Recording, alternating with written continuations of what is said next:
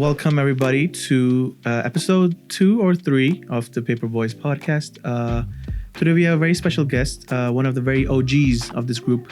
We have Mr. Lam Wu, everybody in the building. Lam is actually a team member even before I was, so he's been in this longer than me. He's had quite a lot of experience, and I'll let Lam talk about who he is and what he does as well. So over to you, Lam. Hi, I'm Lam.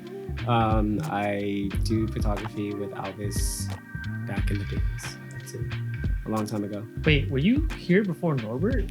Yeah. You was here before you? I was here when he was my very first. I was here when you started shooting with the A6300. That was the very first camera. What are we saying, like 2017? 2016? 20 something. 2017. Jesus Christ. Yeah. Something like that. Yeah, that's like, that was like right when you just switched to Sony. And then I think the first time I saw you shoot was at, was it that Friendship Bell temple? Remember? Oh, was that the shoot for Tin On? For Tin On, like and that's when we caught up on like, you know, the whole photography thing, how you've been doing and stuff like that. Tin On is a Vietnamese line dancing and drumming group that we used to be in. And then I did a photo shoot for them, and I guess that's how we kind of reconnected. And this was still at the very beginning of my photography career, and I really wanted to kind of dive into the videographies out of it, but I didn't have anyone. And then Lam was like the only person I knew that knows how to work a camera, so I asked him if he wanted to work a wedding with me. Which wedding was your first wedding? I don't remember, but I think, it might have been, like that building where it's like similar to the White House. Yeah, the White House. It's literally called the White House venue. Yeah, and then that's when you start. That was like when you first decided to do a quick video for them. That was free of charge. Yeah, because we were getting into video. Because at the time it was just strictly photos. Yeah, so I just gave him a gimbal with the A6300 and I think the 18 to 105 f4 lens. And then we just started collecting B-roll, and we gave the couple a free video, which they loved. Yeah, no, I think there was one time we were hanging out and we saw that video too. I think it's still on your YouTube or something. It's still, right? It's hidden, but it's still on my YouTube. Post a clip. Yeah, it's quite a long time. But yeah, that was like the beginning of the journey, right? Mm-hmm. And then after that, more people came on board, and then you started getting a lot more inquiries. And then what else? One of the cool thing was what you had a shoot with like a wedding that had like a Ferrari in it or something like that. Early days of feeling cool. Which shoot was that? I don't remember, but I just know that you were shooting a Ferrari, and that was nice. That was like the first like big thing, you know, like before like nice venues and stuff like that. Oh wait, I think I remember.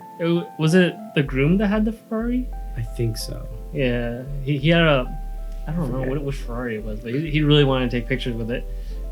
Hey, we about to have a Rari soon. Oh shit. I think I met Lam. It was one of like my first initial like diamond seafood weddings, bro. I think like that's where I met Lam for the first time. I remember you were in an Adidas black jacket, dude, and I'm like, okay, this guy is pretty casual like me, and I was like, with the polo. Yeah, with the polo there. Yeah. Oh. That was fun. Wait, did G come on board for Norbert? No, what the heck? Norbert is the one who brought me on. Yeah, there you go. Norbert was here like 3 years before G. Like 2, 3 years. 2-3 years, yeah, something like that. Yeah. So tell us more about you, Lam. Like, what's going on in life right now? So for school, I'm studying mechanical engineering, and I recently just got a job at an aerospace company. So I just do that, and then hopefully be more free on the weekend to, you know, come out and shoot something. This guy's been MIA for like quite some time in the group, for sure. Time, you know, he's always been busy on the weekends, you know. Yeah, having a regular job, working the weekends sucks. Wait, so when do you start your new job? December 6th. December 6th, that sounds exciting. Yeah, so it's coming right around the corner. So hopefully, you know, weekends will be free. So what kind of got you into this whole like creative photography scene? Honestly, like when Alvis was showing me some photos, it was really cool. And I normally go on trips a lot with friends and stuff like that, and it'd be nice to have those like, you know, great looking photos that are like professional. So then at the time I had a Canon T2i. Let's go. That was like a long time ago. And then when I met Alvis, he talked about the Sonys and the mirrorless cameras, and then I made a switch to a mirrorless. And I think my first camera was like, I think it was AR. I think it was an R2, A7 R2. Yeah, that was the first Sony I had. I think with travel, I think you snowboard, right? Yeah. At least I see you on your stories all the time. You're like in Mammoth every week or something. Yeah. Just went to Mammoth a couple weeks ago. Oh, how is it up there? It's pretty nice. Weather's good right now. Is there a lot of snow? The snow's pretty good, but not like a lot. Okay. But it's kind of choppy because like it's only the beginning, so they haven't had much snow to work with. But yeah, snowboarding's pretty fun. We should go on a team snowboarding trip. But is it right that you guys were in high school? Where'd you guys We've actually known each other since elementary. Elementary, yeah. We Oh, Jesus Christ. Yeah, for a very long time. It's the GG connections. Yeah. Oh. Do you remember that one wedding where we fully it was like one of our first real video weddings where like we actually had the client pay for the video? Do you remember what happened that one? It was at Diamond Seafood. It was the disaster wedding. No, I don't. Disaster What wedding. happened? Was it just me and It you? was you, and Armin. And then we ran out of. No, that was me and Armand. It was you? Yeah, that was me and Armand. Oh, Lam wasn't He there? wasn't there. No. Oh, never mind. Oh my gosh, Armand. Dude. Oh, wait, no, I'm thinking of another wedding. It was I haven't heard that name. you worked when Armand worked for the very first time. Yeah, when he just got on. Yeah. Yeah, and then I think Davin was on for a little bit too. Yeah, and then that one was in Mission Viejo, I think. I think so, yeah. How was that for you? It was a fun wedding. I feel like once, like, I think that was one of the first weddings where we started, did we get into aerial? Yes, That we did. wedding? It was the first one we had a drone. Yeah, so then like that was like a new point of view for like photos and like videos. So that was pretty sick to like, you know, experiment with and then have those shots in our videos, which is pretty cool. Yeah, these guys kind of started out doing cool stuff way before like I did. I'm not gonna lie. I mean, drones and whatnot. Yeah. We were told gearheads, whenever we made money, we just reinvest everything back into Buy buying gear, more yeah, gear. no, 100%. It's like every time like I was have a new lens or like a new drone or something, you know, that was pretty fun. What are your plans now for like, I know you have like this new job and everything. Are you planning on pursuing like the arts or anything? Like photography, Like and stuff on the that? side or anything? Do you need to pursue it on the side? Well, honestly, like I don't necessarily need to, but I do miss the side where like, you know, the end product of your photos and stuff like that. Cause like before, like, you know, going on trips and stuff, I'd be able to like have time to edit and stuff and like send it out to your friends and they post it. And it's pretty Right. cool to see that like your work is being like shown around, you know, on like social media and stuff. So like, yeah, I definitely would want to get back into it because it's nice to have to see your work being shared and like that people really like it, or you know, even if it blows up somewhere. Right. Guys, so you want to do work on like more personal projects?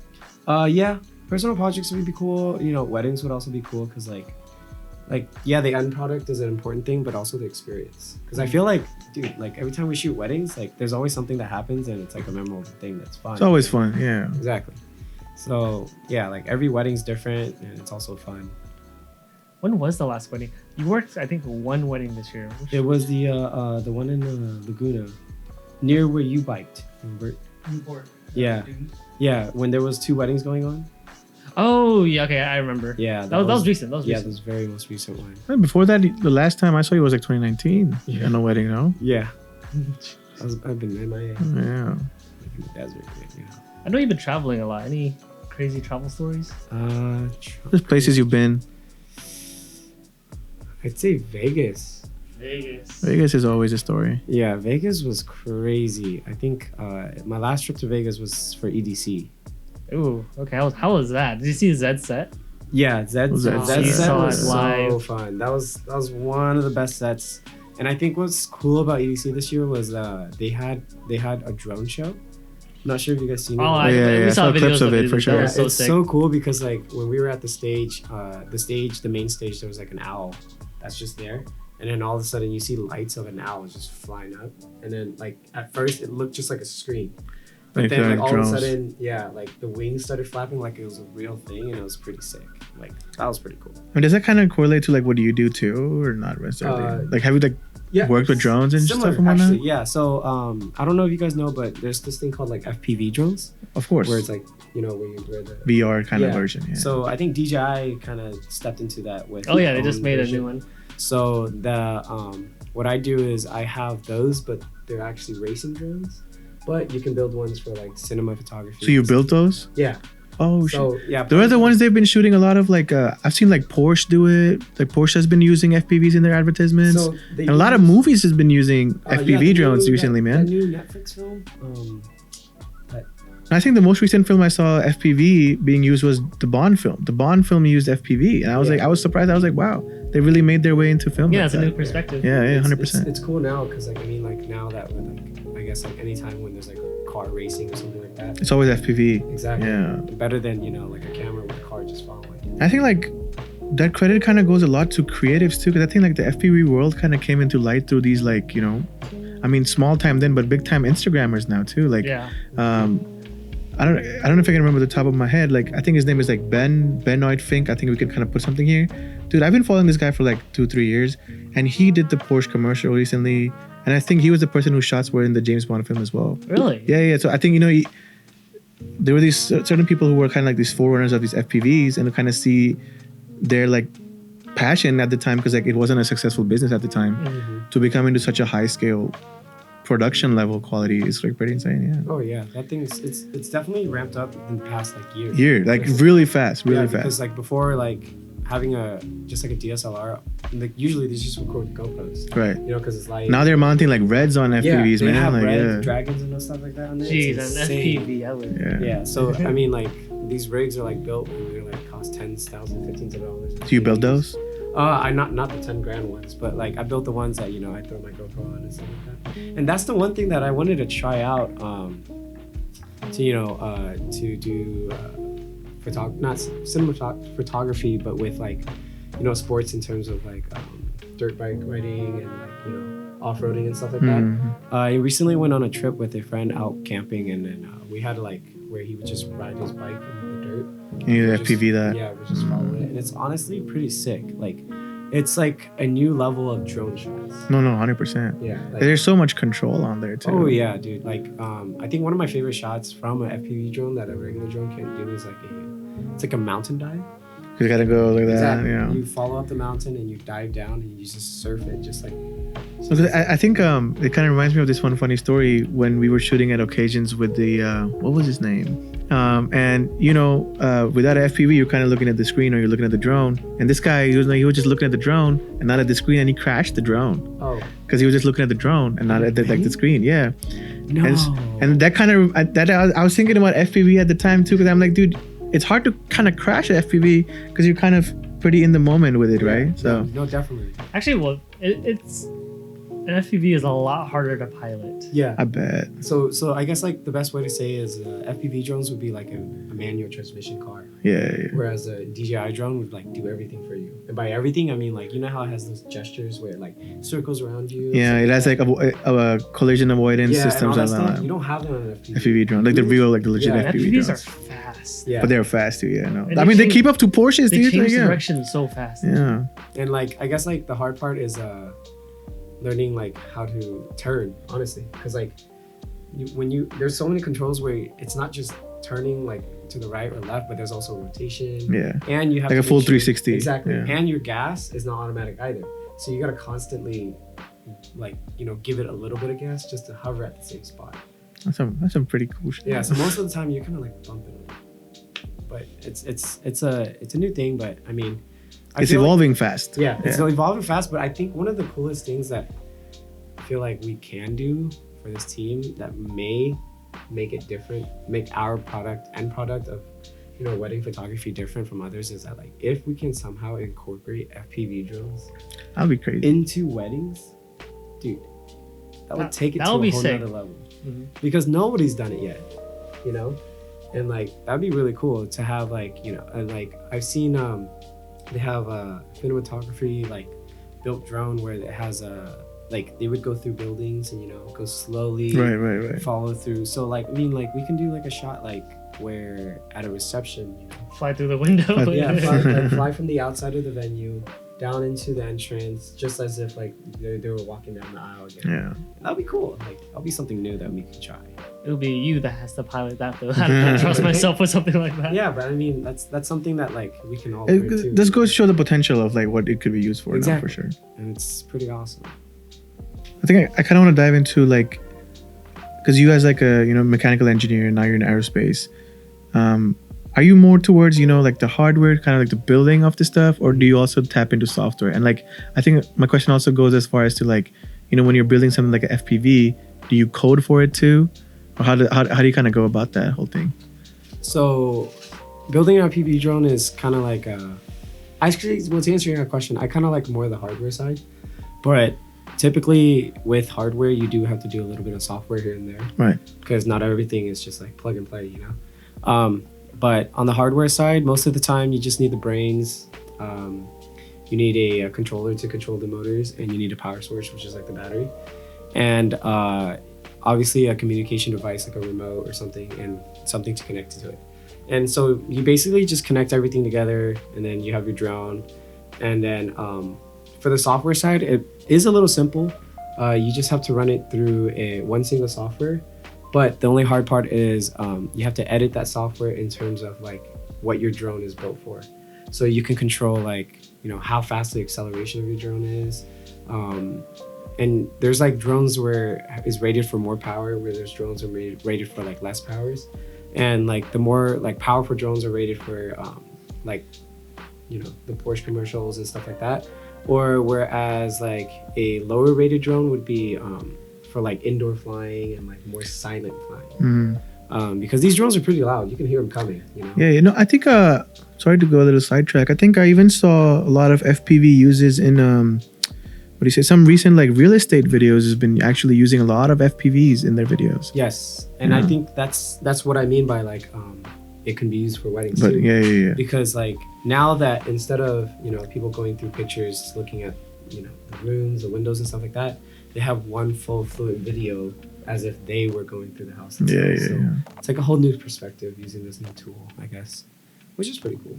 How long does the battery last in FPVs? So that's the one thing that is different with FPV is that these batteries last like 2 to 3, 4 minutes. Whereas compared to DJI, like a 20 minute, like 20, 15 minutes. Yeah. So because the power output's a lot faster. Exactly. So it pulls a lot more amperage out of the battery. So it's draining a lot of, I guess, energy quicker. Mm-hmm. But you're getting, more response in terms of controls and stuff like that. So which makes sense. But yeah, these batteries don't last long. So you got to make sure that you can probably run like two courses of like a video, or like a path that you want to run for the video, probably on one battery. Mm-hmm. And then you just got to switch it out and then run it again. I think this conversation kind of, just to put it out there, get your drone license, learn how to FPV. It might open some job opportunities, potentially, like maybe for like studios or even like real estate, I think it's a pretty potential big market. Yeah. Especially like coming up right now. Yeah, because I mean, like if you already have the drone and you use it for weddings, and like on your free time, you can go shoot real estate or even shoot like somebody's car racing or something. Yeah, 100%. That's easy money. Right? Especially in OC. I mean, they're all the cars in OC. Yeah. Exactly. Yeah. How do you land an FPV drone? Do you just like crash into the ground gently? Yeah. So in a way, yes. What's pretty cool is that there are some pilots out there who are very, very skilled, and they would just fly at themselves. Mm-hmm. And then as soon as they get in a certain vicinity, they pull the goggles off, and then they just disengage the engine, and it would just be like a drone dropping right into their hands. But most of the time, it's like in the beginning, I swear it's just crash landing. Because you just get near the ground, and then you just shut the motors off, and it'll just plop right on the floor. And no wonder they only put GoPros. Jesus Christ. And the parts are, from what I understand, the parts are built to be interchangeable because you crash those drones a lot, right? Yeah. Typically, these drones are hard to control, so obviously crashes are like a big thing. So the parts are definitely interchangeable. The motor, like everything you put together is all soldered together, if you guys know what that is. Soldering? Yeah, soldering. So it's like liquid metal kind of. So essentially, if something breaks, you figure out the problem, like if it's the motors or if it's the controller or, your radio signal or something like that. And then you just simply replace it, and then you're back in the air. kind of thing. But what's also cool is that the tools that they also add for these drones is like, for example, if we were to shoot in the mountains, you know, and let's say you crash land somewhere at the peak, like how are you gonna go find it? Yeah. So they also have like, you know, tools like GPS, buzzers and stuff like that. Tools that all like the commercial drones use, but you just gotta buy it and put it on your drone. It's a more customizable Exactly. way to go about drones. Yeah. It's like building a PC. Building a PC almost. it's like Yeah. building- Correct. Yeah. That's Trial and error. Mm-hmm. That's probably the best way to describe it. However, the only thing that DJI wasn't able to do was, you know, make the parts in terms interchangeable, All right. because like, Not an easy quick fix exactly for that problem. Because I feel like with DJI, the main unit board is like, if you break anything, you just gotta replace the whole unit board. Right. But what's really cool with their drone was like, I guess they did like a kind of like in between, because with their FPV drones, they were able to install a software where the drones would act like their typical commercial drones, Right. Right. instead of a regular FPV. Like presetted Exactly. movements of the drone. Yeah. Yeah, so then you kind of have the best of both worlds, where you have an FPV drone, but you also are able to get the shot that your typical commercial drones are getting to. I think like from your perspective, like, you know, being a person who quite literally builds this, what's your take on like DJI as a company? Like, how do you kind of, what kind of outlook do you have towards a brand like that? I feel like they're doing like a good thing with, you know, going where the technology is going, but I feel like there's some areas where they still need to improve on in terms of FPV. But I mean, again, they're a really big company. They have a lot more, you know, money to do research and stuff Right. like that. So obviously they'll come out with the newest tech and things like that. But eventually, hopefully, they'll be able to work with like the FPV community more and kind of like work out the kinks that, you know, they have before. But I'm pretty sure they're gonna go somewhere well with this technology.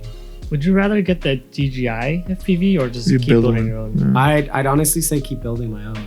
But again, it's like no matter how good the technology is, like no matter how good your camera is, it's always the user, right?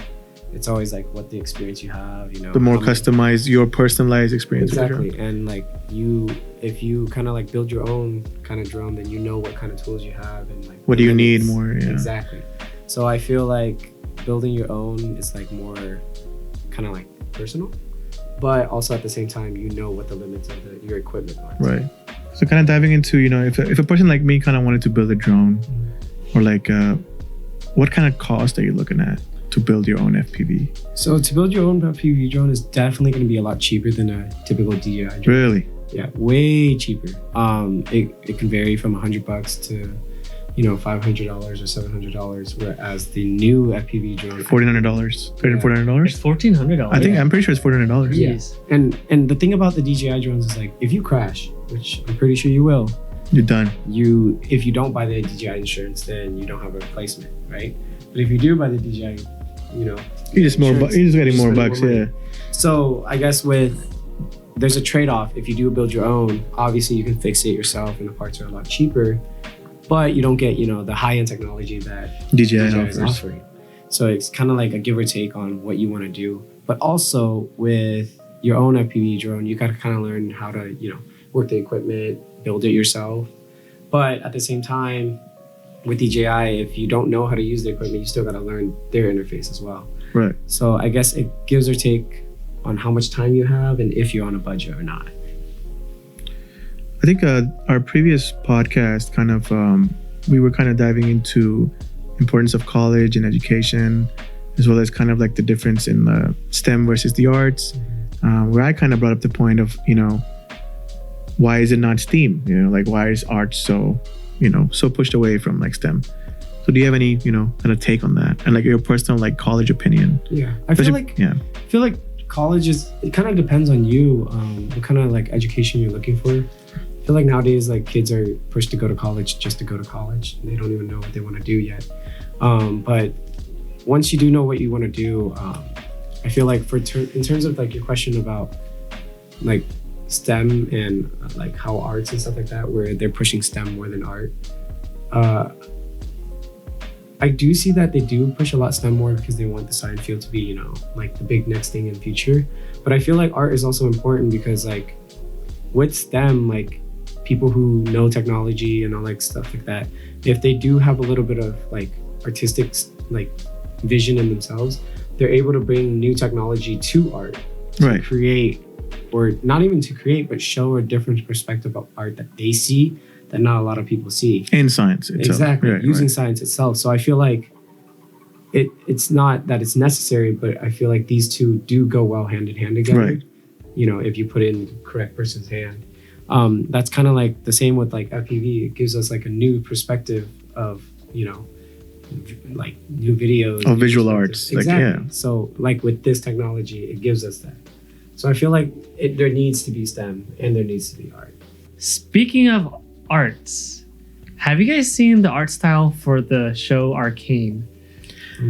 The animation for that show is like mind-blowingly good. It's like out of this world. You think Attack on Titan was good? Watch Arcane. Who's it done by?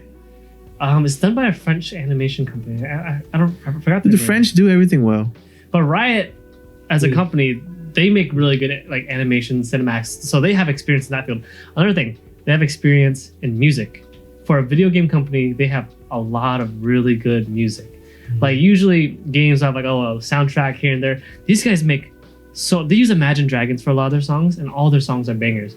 And these songs are like hits. Mhm. They get like hundreds of millions of views, not like a couple 100,000, no, like hundreds of millions of views. And all that culminates into like one. I would say it's like the most perfect animated show I've ever watched. Hot take. Yeah. Damn. It's pretty good. It's perfect. Like it's not good. It's perfect. Yeah, like if you haven't watched it, you have to watch it. I think in terms of, I mean, if you're kind of diving into shows, in terms of animation as well as storytelling, if you haven't watched it, Love, Death, Robots. I've seen Love, Death, Robots. Like I personally, I think call me a bandwagon person, but I think I watched that show right after Black Mirror released, and they kind of went about different animation styles with each episode. So like a very, very interesting take on the series. I mean, it's not a continuous series, but if you're looking for a show to watch, an animated show to watch, which is not an anime, Love, Death, Robots for sure. Oh, that's funny. The animation style for Arcane, it kind of looks like it's similar to some of the episodes from Love, Death, Robots. Death, It Robots. gives off the same vibe. Like cyberpunk-ish? Or, Yeah, definitely. It's like I mean, it sounds pretty cyberpunk, arcane, you know? Yeah.